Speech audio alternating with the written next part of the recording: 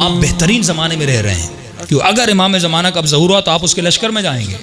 مولا علی کو امام کے صحابی نے روتے ہوئے دیکھا، فرمایا مولا کیوں رو رہے ہیں؟ امام فرماتے شوقا لرؤیتہ، اپنے مہدی بیٹے کو دیکھنے کے شوق سے رو رہا، اس کا چہرہ کب دیکھوں گا، وہ کب آئے گا۔ چھٹے امام کے لیے ملتا ہے چھٹے امام، عجیب جملہ۔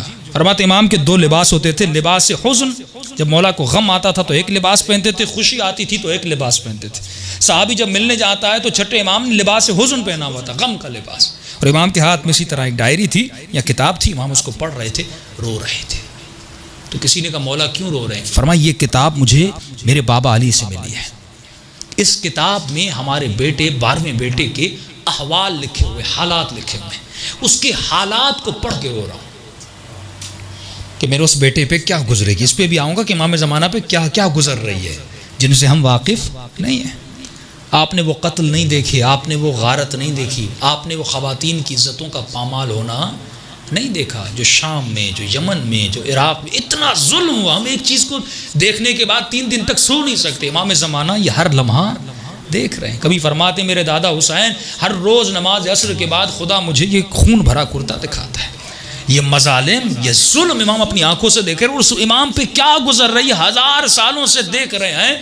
چھٹے امام فرماتے ہیں میں اس کے حالات کو پڑھ رہا ہوں اور رو رہا ہوں، اور جب بھی امام کا نام آتا تھا چھٹے امام اپنے بیٹے کے احترام میں کھڑے ہو جاتے تھے۔ اتنا مقام امام زمانہ کا۔ مقام کیوں ہے؟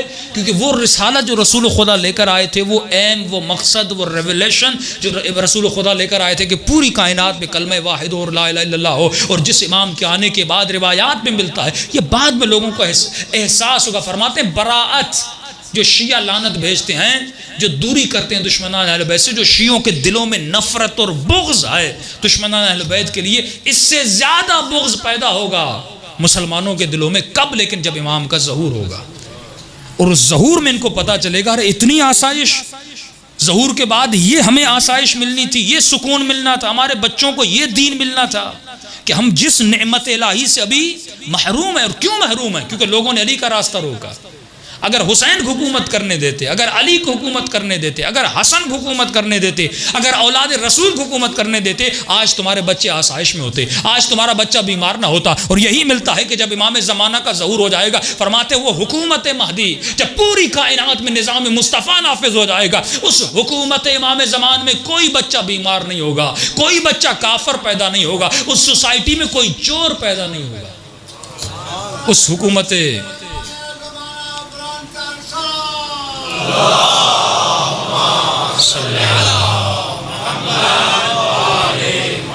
اس حکومت امام میں کوئی انسان بھوکھا رات کو نہیں سوئے گا۔